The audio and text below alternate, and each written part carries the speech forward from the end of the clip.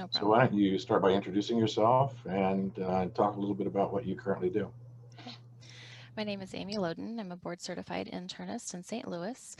I work with reproductive age women and really work to optimize preventative care, specifically before they get pregnant, after their pregnancy, in order to optimize their long-term cardiovascular health. We know that incidences in pregnancy, including preeclampsia or gestational diabetes, markedly increase that woman's chance of a lifetime developing either disease. We know that diabetes and uncontrolled blood pressure introduce risk factors for heart disease. And so rather than waiting until they're in their midlife or even later years to treat those diseases, my goal is to work with them to optimize their health before they even get there. In doing this, not only do I help them at their level, I also help their families, because we know that most women are the primary people who take care of their children and who plan the family meals. And so by introducing the concept at a much earlier age in the reproductive years of a woman's life, we're actually influencing two different generations. So tell me a little bit about your path to your current practice. I looked at your curriculum vitae and see that you're a Missourian and went to medical school here. And then Yes. in a way that's a little unusual now, you did your internship in Texas and then your residency in New York. Um, this was pretty common 35 or 40 years ago, but because of the increasingly rigid sort of lockstep that the RRC imposes on residency programs, and two professional career families, doing an internship one place, residency someplace else, and a fellowship a third place is increasingly unusual. How did that happen for you? Sure. So I did train in Missouri. I went to the University of Missouri. I'm Missouri grown for sure, but I'm Texas born. And I was actually very excited to go back to Texas for my internship. And I would have stayed there for residency. I absolutely loved UT Southwestern, made a lot of good friends there, still keep in touch with them. It happened at a point in my life, if you remember, that time was about 2 to 3 years after the recession had occurred. And my husband was in law school. Because of that, the Texas legal market had clamped down and was only hiring Texas grads for legal jobs in Texas. Really? So what ended up happening is he got a legal job in New York City, and I decided to transfer residencies in order to be with him and to balance both professional and personal lives, which is possible with some strategy involved. And loved my time at Cornell as well. New York City was certainly the right time to be there for that stage of our life. And then came back to Missouri, where I took a faculty job at Washington University. Stayed there for 5 years, developed their primary care track before moving on to start my own private practice, working in an OBGYN clinic here in St. Louis. So, uh, who were your program directors at UT Southwestern and Mhm. Cornell at the time you were there? Yeah, so Carol Croft was there when I was there in 2010 to 2011, and then Leah Logio was in New York from 2011 to 13. How long had she been the program director by the time you got there? Do you recall? I think it was 1 or 2 years. It hadn't been very long. I mean, there were certainly third-year residents who could speak to knowing the prior director, so it hadn't been very long. Okay. And then were you able to take advantage of the subsidized house staff housing for Cornell residents? I could have. I chose not to. We split the difference between my husband's law firm in Midtown, and Upper East Side was where the hospital campus was, where I was. So we split the difference. Yeah.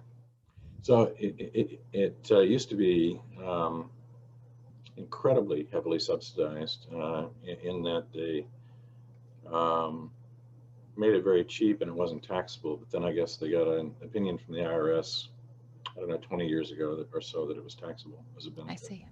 So, so, so how did you make the decision to leave academics and head for private practice? It was a lot of little things that led up to that. I actually always thought I'd be in academia. I enjoyed the rigor, I enjoyed the questions, the unsolved problems. But the other thing that I did when I first moved to Washington University was I started a primary care clinic out in West County. and I was the solo practitioner for a little bit and was slowly joined by other colleagues, and we built out a team there. But what I realized through all that is that I actually like quite a bit of the business side of medicine. I liked the administrative roles that were available in that realm. And so I actually went back and got my MBA from Washington University. I started it while I was there and then completed it after the year of transition. So I have been using my MBA in my own practice in quite a few different ways, but really trying to stretch innovation and novel approaches. And that doesn't move very quickly in academia. And that was something I was passionate about. Some examples would include things that have to do with scheduling, like direct scheduling instead of having patients schedule 3 and 4 months in advance, which is what I always was taught to do in residency for follow-ups and whatnot, but was to be a bit more proactive in engaging the patient and to tell them, we need to see you back in a certain amount of time. Call us at that time. And patients really step up to that opportunity to be involved in their care. I also wanted to do a lot more with telemedicine. So I was doing telemedicine 2 years before the pandemic happened. And it was a very easy transition for my patients because that's what we were doing. And getting to be involved in some of those more novel approaches to care that currently you hear a lot about and you read about, but you aren't actually necessarily doing can be very frustrating. So for me, it had to do with being able to enact what I was reading and seeing in the different venues for innovation and quality research showing that there's alternate ways to do things. And I didn't want to wait years for that to happen. Can you say something about your current practice and who you practice with and how the practice works? Sure. So I'm an internist embedded in an OBGYN practice. And the OBGYNs like to say that's because I'm avoiding men. And that's actually not true. As an internist, I still care for men. In fact, some of my men from WashU did come with me. And so I still see a handful of men. But what we do is good primary care. Many of these women have the perception that their GYN is their primary care doctor. And if you ask an OBGYN what their preference is for treating high blood pressure, they're going to tell you either labetalol or nifedipine because that's all that they use in pregnancy and breastfeeding. And we know that there's different options for women. We know that with the right counseling, we can even use ACE inhibitors and angiotensin receptor blockers, but it's just a matter of counseling these women. And many times that counseling hasn't been happening. And in my experience, both as a resident, as a faculty member, this is not something that we necessarily focus on for curricula of residents. We don't take the time to go through how we can safely prescribe antihypertensives or when we can use medications that have teratogenic effects, but can use them safely. And many times we assume that the treatment for a woman should be better in an avoidance strategy rather than treating the mother, knowing that what's best for mom can be best for baby, but it has to be considered as a package. And that's an unfortunate thing for women in their reproductive years because I would propose that many of them are not always getting the best care. How does the business arrangement work with you embedded in a group of obstetricians? Yeah, so we are simply eat what you kill, if you will, and we split the practice. We basically the amount of revenue each of us generates, we take and work backwards toward the amount of resources that was utilized. So if in a given month I use 25% of resources, even though there's 5 of us, I'm going to pay for 25% of those resources based on what I've brought in. And the OBGYNs likewise would do that for their side. So maybe in a given month in December, maybe I see a lot of hospitalized patients. And so I'm going to bring in more resources that month. And so each month I may have a different amount allocated toward me. And I realize I didn't fully address your prior question. I work with David Weinstein, Jennifer Smith, Juliana Verticchio, and Julia Hoffman. So I suspect that much of the audience listening to this is going to be pretty naive about business arrangements. So how do you decide on how do you share the expenses for the practice? Again, it's allocated based on how much resource is used. And so if I have a busy month, I'm going to bring in more revenue. And so if I'm bringing in more revenue, in theory, I'm using more staff time. I'm taking more time away from my partners and what they are able to utilize that staff for. Generally, it evens out over a 12-month period to be roughly the same. And so you don't see wild fluctuations. Generally, the same is true of their business. every time that you expect insurance to be involved, there's a lag in how quickly payment comes. And so that payment tends to average over time, so that even if the resources are more utilized in one month than a different month, it ends up being pretty balanced. So do you see in-hospital consultations then as well? I do. And so anytime there's a obstetric patient who has pyelo or who has some type of other, usually it's infection, but a pneumonia wouldn't be uncommon to see, an uncontrolled blood pressure wouldn't be unreasonable to see. Many times it's postpartum preeclampsia that they'll call me for, or difficulty titrating someone's glucose. If they're, on a drip because of labor, they'll call me. And so there's many times that I'll be able to be involved more on an as needed basis. I've certainly had several interesting cases that I would not have seen had I not been involved in this. I've diagnosed all sorts of autoimmune diseases in pregnancy and postpartum, celiac disease. The only manifestation we had of that was transaminitis. And so it's still internal medicine at its core. It's just a different population. And because it's such an appreciated view of how women can have more than one doctor in their care, it really has opened up an opportunity for me to be widely involved, not only in their care, but in the education of these women for long-term health habits. So are you consulted about obstetric patients outside the members of your own practice? Correct. Yes, there's multiple OBGYN practices here at Missouri Baptist. It's a pretty heavily invested in structure for maternity, and there's multiple practices even in our own building. And it's not infrequent that anyone in that building, the maternity building, will have sent a patient to me for care. And do you have primary care for any hospitalized inpatients? Correct. And so if I have one of my own patients who's been admitted, then I will be the attending for that patient. It's very unusual for an obstetric patient to be admitted to me because generally they're on a labor and delivery floor or a postpartum floor under their OB's name. And then I'll be serving as a consultant. But I do admit internal medicine patients and I care for them.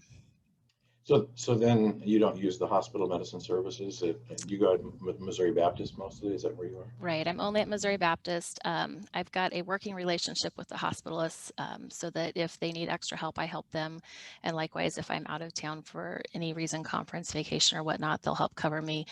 But we don't generally have to use that type of coverage. I think it's important to have partnerships, even if I'm not running in the normal track.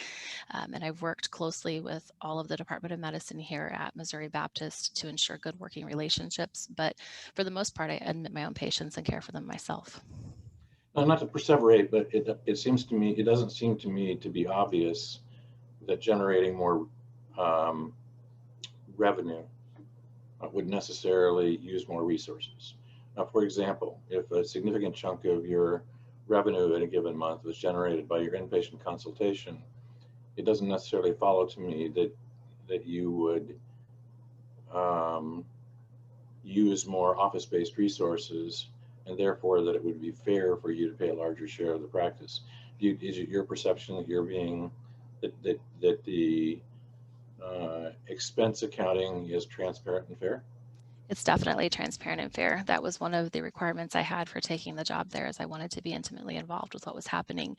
And to your point, it wouldn't seem fair on the surface, but to dive a bit deeper, I still utilize all the billing resources, and we do our in-house billing. And so that takes a tremendous amount of research for them, negotiating with insurance companies to make sure that they realize that I don't work for Missouri Baptist, that it's my own office seeing those patients.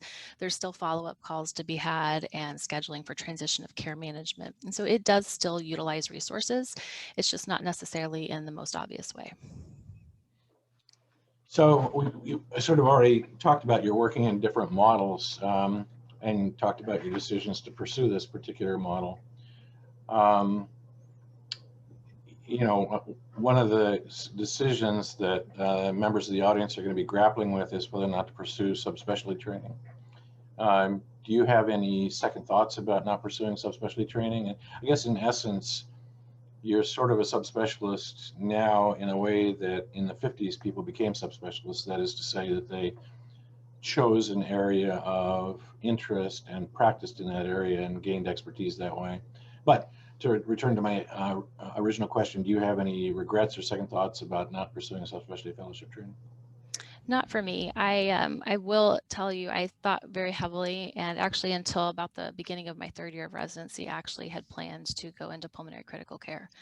I really enjoyed the intensity that that perspective gave, and I enjoyed being able to be in a collaborative team, have people built around patient-centered care. It was very comprehensive in its nature. But what I realized is so is primary care. When it's done right, primary care also is very intensive, very comprehensive, and it requires a different skill set. Maybe it's not the acuity of the ICU, but you still have to be able to balance all those same factors. There's only one fellowship for obstetric medicine for internal medicine in the United States, but actually worldwide, this is a very predominant specialty. Just like you have a urology and a nephrology team taking care of the kidneys, you would have an obstetric medicine internist and an OB taking care of the pregnant patient. So even though the model is not necessarily the same as in other countries, there still is a fellowship. And I think if I had been in a different part of my life, might I have pursued that? Perhaps, but it's also not a required fellowship. And so if I can go to conferences and get that training and I can provide good care for patients, then ultimately that's my goal. I want to be a good doctor.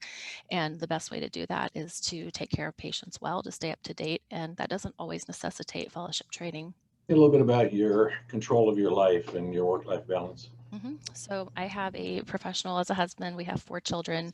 It's a lot of give and take and sharing and communication. I can see very easily how it would be overwhelming. And many times I'm not going to tell you it isn't overwhelming. There are times that we have to be very strategic and think about how can we balance both of our goals. But, I think that's the important part of any relationship.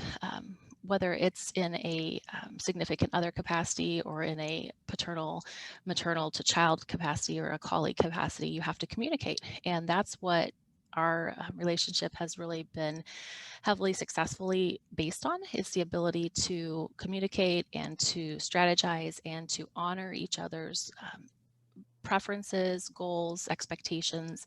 Sometimes realizing that maybe I have to delay a meeting or maybe he doesn't do a certain call at a certain time, but we make sure that we are respectful of each other's goals and supportive of that. And it's worked out for us. Are there characteristics of your practice that either make it easier or harder to control your time? So being in private practice, I definitely have full control over my time, which implicitly makes it easier to balance things. Because I embraced telemedicine so early, that also made it much easier to balance things because if I need to do a telemedicine call while my kids are upstairs, I can do that. I don't have to be bound to the brick and mortar establishment, which so often confines schedules and does make it more difficult.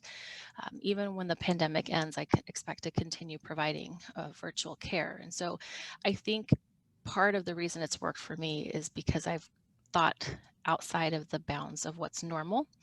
And that has made it easier to follow through on some of my other goals, things that are very important to me, including being in a solid relationship and having a good relationship with my kids.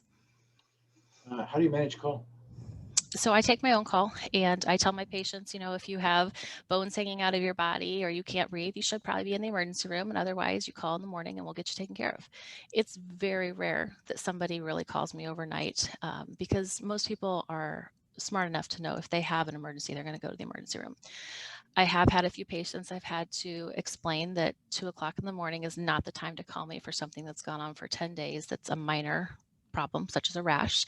But you set boundaries and you set expectations and you set those early, and patients do fine. They respect them. And, I'd tell them if you'd like me to call you at 2 in the morning with your lab results, you can call me at 2 in the morning with your questions. But if that's not what you want, then please respect me. And we've been fine. I probably get 2 calls a week. It's not bad at all. So, do you mentioned your children? What ages are they? So I have an 8-year-old in second grade, I have a 6-year-old in kindergarten, and I have 21-month-old twins. And do you have thoughts you'd like to share about childcare or advice for people? It does take a willingness to ask for help. There have been times that I wanted to do something where I've had to choose between being the primary person who took my kid to swim lesson or whatever else versus having someone else do that in order that I could meet my professional responsibilities. And so there are times that I've been annoyed that I've had to make that decision. But most of the time, because I know what my schedule is and I know what their schedule is, I can plan things around it. So it hasn't been a huge issue. I do think it would be more difficult if I didn't have the option to ask for help. And I can certainly appreciate, if someone was in a single parent and they didn't have a community around them, if they had just moved to a new community, for example, it could be very, very difficult. And many times I'm asked, how do you do it all? And my answer is I have a lot of help. And I do think that's important. I don't think that this is something that can be done singularly, regardless of parent gender, regardless of situation with the number of children. I think we all have to admit that there's a need for help. But we do that in the hospital in our careers all the time. We ask for help from our medical assistants, from the nurses, from the physical therapists. And so it's not different than what we do professionally. It just is sometimes that we have allowed, especially women in my perception, have allowed themselves to be guilted to say that they're not fulfilling their obligations as a mom. But you know what? I want my kids to realize that their mom was able to work and be a good mom. That's why I went back and did my MBA when my older kids were 2 and 4. It's why I wanted my daughter to see me working. It's because we can be valuable members of society. We just have to be a bit more creative sometimes in how we do it. And we can have it all, just not always at the same time that everyone else does. We just have to be willing to be flexible. Sometimes things aren't going to work out. And, one example of that is I was asked to be chief resident at Cornell, and I decided at that point to turn it down. I decided that for my family and where our goals were as a family, that I wasn't in a place that I wanted to pursue that. And so it's not to say I don't want to paint a picture that it's all wonderful and rosy, because there are hard decisions that have to be made. But I do think, looking back, I made the best decision with information I had at the time in totality of my career and my family, and that balance of what I wanted. And I don't have regrets about how that was approached. I think that. On whom do you call? Do you depend on for help? Who's in your circle of help? So my mother-in-law lives about an hour away. Our daycare, actually, several of the babysitters that we have come from our daycare. We use a local group, and we just ask certainly the kids have an affinity towards some people over others. And we've observed that, and we ask those individuals, do you want to babysit? And most of them do want to have extra help. Now that the older kids are a bit more, elementary school age, a bit more rambunctious, the neighbors, we're thankfully in a neighborhood that has other children our kids' age. And so we'll take turns. Sometimes my husband will watch their kids, or I'll be with our kids and their kids. And it's an opportunity for helping those other people, even if they're not in the medical profession, to get time to balance with their job. And COVID has really made that so much more apparent, how we can lean on each other. And it doesn't mean that we're worse parents or that we're not dedicated to our careers. It's just different. And I think that hopefully that will stay with us long term as a community and as a society, and the idea that it doesn't have to be as rigid as it was. I'm curious. Now I guess, probably have control over your ability to take recreational time away. Did you feel constrained when you were employed at Washington University and the amount of vacation you could or should take? Um, I always took my vacation. I felt like that was something I'd read over and over that Americans didn't do. So I made sure to utilize that. Um, I sometimes felt like if I didn't give 3 months notice, for example, that was an inconvenience to the administrative team. And I could see their point, but sometimes you don't have 3 months luxury of noting that that's how the schedule is going to be. And so, you know, in all of life, whether it's in a medical office or any other place, things are going to happen at less than ideal times. And you just have to be willing to be flexible and say you're sorry if it doesn't meet their expectations, and then move on, because you can't control some of these things. Now that you're established, do you have advice for young physicians about how much vacation they should be taking in a given year? I mean, I certainly think you should take everything that you're given.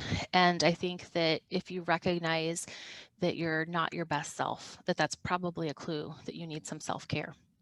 And maybe it's not in the form of vacation, maybe it's over a weekend, being able to just really unplug and take care of the basics, because if we don't have ourselves cared for, what does the flight attendant say? Put your oxygen mask on before taking care of other people. If we're not focusing on good nutrition, getting optimal sleep, avoiding toxic relationships, making sure that we're hydrated, we're not going to perform at our peak capacity. And to expect any patient to perform at peak capacity under less than those conditions would be crazy. We would tell the patient we're crazy. So why are we expecting this of ourselves? So I think it's really unfortunate when I hear of colleagues or see them saying, I'll take a vacation next year, or when this comes down, then I'll look at it, or maybe I'll be able to when. And the reality is you have to just plan it.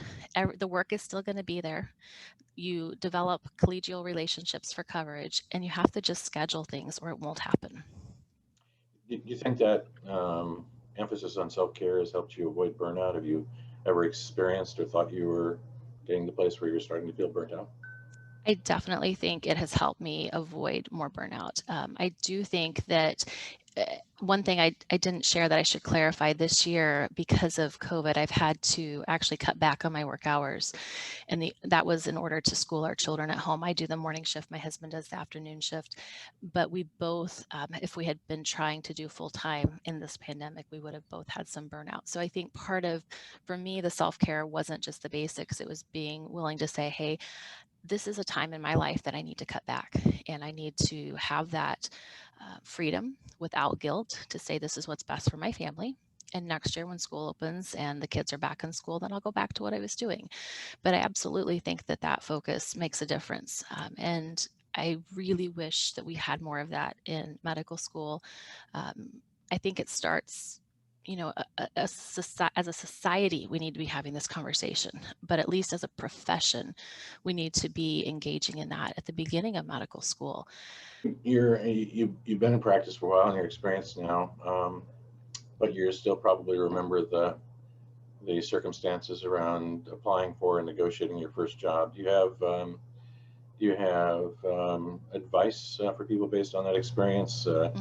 Things they should look for, things they should avoid, things that are red flags? So I certainly think I would have asked more questions. I did that the second time around. I had this assumption that I was going to be offered the best deal right away. And thankfully, my husband's an attorney, and so he pushed me to ask questions I wouldn't have asked anyway. But even then, in thinking about conversations that I had and who I had them with, sometimes people would make the comment, well, I'm not able to do that for you, when I would ask for something else. And I think in retrospect, I should have said, well, then who should I talk to that can help me with this decision? If you don't have the authority to do this, that's fine. But who should I talk to without just saying, okay, I'll sign now?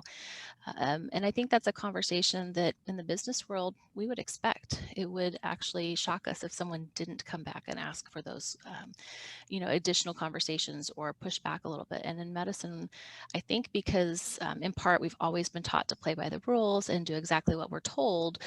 When somebody says, no, this isn't what I can offer you, we just assume that that's all that anyone can offer.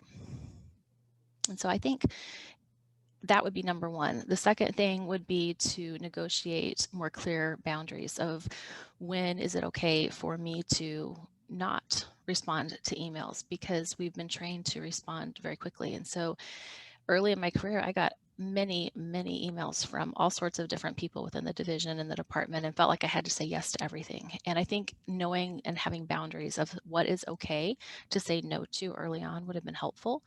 I think that is a skill that we all acquire as we get older.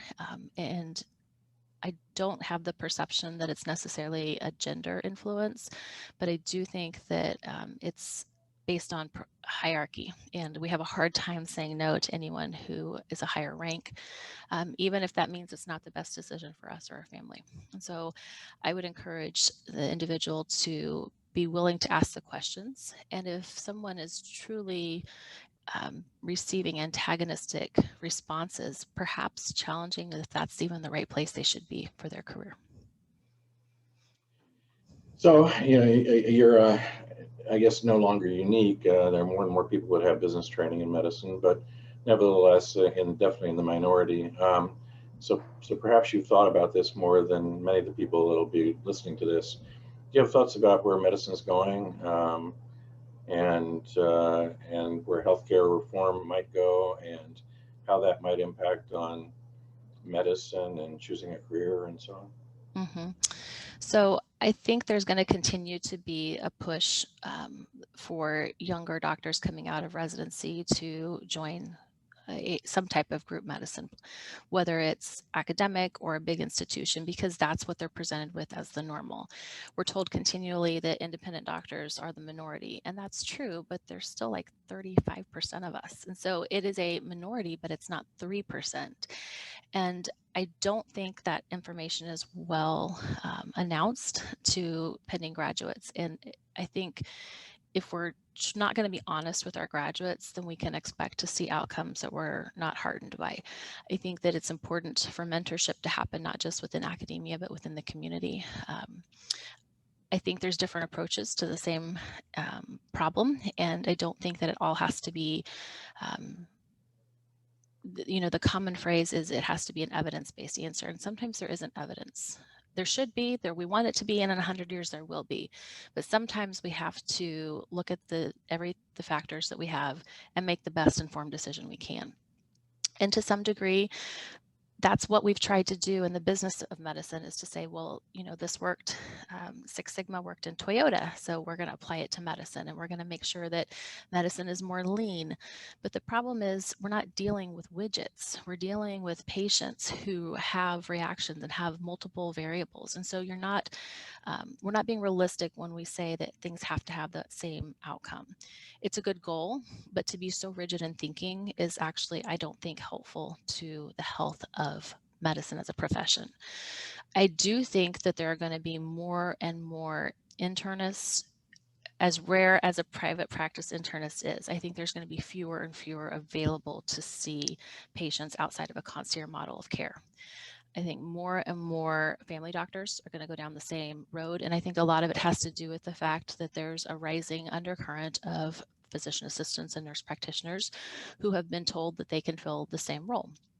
And whether they can or can't isn't my debate to have, but I think that is what's happening. And when they cost less money, it's easy for someone who's looking at a spreadsheet to say, if they can do the same thing, why would we hire a physician? And that pushes physicians into roles that maybe they want, but probably they don't. And there's a lot of resentment that builds up. And so I think that is often why we see people retiring at an early age. To answer your question, there's a lot of business application here, and there's a lot of things that I think most doctors have a good sense of business. We don't realize it, but we've been taught how to diagnose problems, how to think of differentials, and how to try to find solutions. We've been taught how to analyze data, and if we would apply that information to the system as a team, I think there would be much more intervention happening that would put us back in the role where we wanted to be in the first place. When we started medical school, we wanted to be able to take care of people, to have a satisfying career, to have a good relationship with our family, and to enjoy our life. And right now, we are the ones in control of that. And if we don't step up to change something, we can't complain that nothing has changed. So I probably should have asked this earlier. Is your practice fee-for-service outside of the insurance structure? So no, we're strictly fee-for-service inside the insurance capacity. Now, that said, I am moving toward a model personally where I will have fee-for-service and a higher level of membership benefit to pay for those things that insurance will not cover. Example, health coaching. We know from the literature that people who have health coaches have better long-term outcomes. And yet I was never taught in medical school, in residency, or didn't hear when I was on academic staff that we should be engaging health coaches in our patients' long-term care. And yet there's clear data to say that that changes outcomes. So that is an easy example of something insurance doesn't pay for, but that should be part of the just regular team. Just as much as we have physical therapy for chronic pain, we ought to be having health coaches for hypertension and diabetes. We ought to be advocating for more intervention on the front side so that there's less disease, less complication, less sequela on the backside. So yeah, you probably know that Barnes and Jewish both used to have large numbers of private practitioners. In fact, in common with Johns Hopkins, Barnes used to have a private residency. Mm-hmm. And I think Cornell still has significant numbers of private doctors on the staff. I'm friendly with Human Yugubzadeh, yes, in New York, and But in many academic medical centers, including now Washington University, there are virtually no private practitioners available to residents. Mhm. And I would say that in speaking of mentorship, if somebody has spent their entire life in academic medicine involved in a practice plan where the practice plan decisions are made several levels above them, they're probably not in a position to mentor residents in business. How would you fix that? I was exposed in an inadvertent way. If I hadn't been at the time I was exposed to needing to start a practice when I first moved there, I probably wouldn't have seen that either. And it's just similarly to what I explained, that if all you see is one option, you think that's the only option there is. And so how do you fix it? You have to be less rigid. I can't be a mentor for students or residents at Washington University because I'm not on staff at Barnes-Jewish Hospital. And I can't be on staff at Barnes-Jewish Hospital because I'm not faculty at Washington University. And so that kind of rigid thinking doesn't help the system. It helps the individual system, but it doesn't help the professional system at large. I would argue that a significant number of our residents have in their mind, when they think back to who their doctor was growing up or in their early years, many of those were private doctors. They were private pediatricians, family doctors, and as they got older, internists. But when we go through the training curricula, all we see is the academic perspective. And that's what I saw at UT Southwestern. I didn't see private practice. It wasn't until I went to Cornell that I saw, oh, there's a lot of private doctors that come and do their rounds on their patients. And I didn't see that at Washington University. But when I came to Missouri Baptist, it's very rare that I don't see a private doctor. Everybody really congregates around the independent doctor being the lead at Missouri Baptist. So I think it would be first and foremost that we were less rigid in our governing structures about who could be involved in our residency education. If they've been vetted in any capacity, including being a former faculty, there's no reason to think that they would suddenly stop doing good work. And if they do, then you stop having them be faculty, but there's no reason not to continue that. There's no reason to not expose residents to doctors in the community. Ben Voss is the Department of Medicine chair here at Missouri Baptist. He was a former chief resident at WashU. Only in the few years that I've been here has he finally been being able to be back in that capacity of really interacting with different residents and students. It shouldn't take that long. So if I was in control of the world and had a magic wand, the number one thing I would do is make sure that every curricula exposed students and residents to all the different types. It doesn't have to be just a lecture. It doesn't have to be just a 1 week rotation, but you do have to have forums and gatherings, and you have to invite people to participate. And what you're doing now to have different types of participants in these interviews, I think, is one step toward that. It's to make the conversation happen instead of pretending it doesn't exist. Make an observation and then a question. The observation is that the only accreditation body that requires faculty appointment concordant with the trainee is the LCME for medical school. The RRC and the ACGME, the RRC in internal medicine, has no such requirement. You can interact with and teach residents without a faculty appointment at the parent medical school. And in fact, many community hospital-based internal medicine residencies wouldn't be able to function if that weren't the case. Mm-hmm. So that's number one. Number two, when I was residency director, all the junior residents went out and spent a rotation with Phil Kornblatt, and partly was because he was the best Black practicing clinical allergist in St. Louis, and part of it was because he ran an exceptionally effective and efficient practice, and I wanted them to have the opportunity to see that. Mm-hmm. So it is possible to do it. It just whether it's important to you or not. I'm sure I've not asked questions that might be important to the audience watching this. Can you think of anything that you should have told me that I didn't ask about? I think it's important to teach people to ask for help. And I've alluded to that a few times.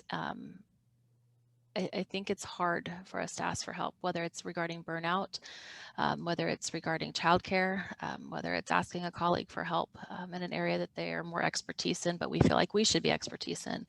And I think that makes nurses, physical therapists, patients suspect us sometimes.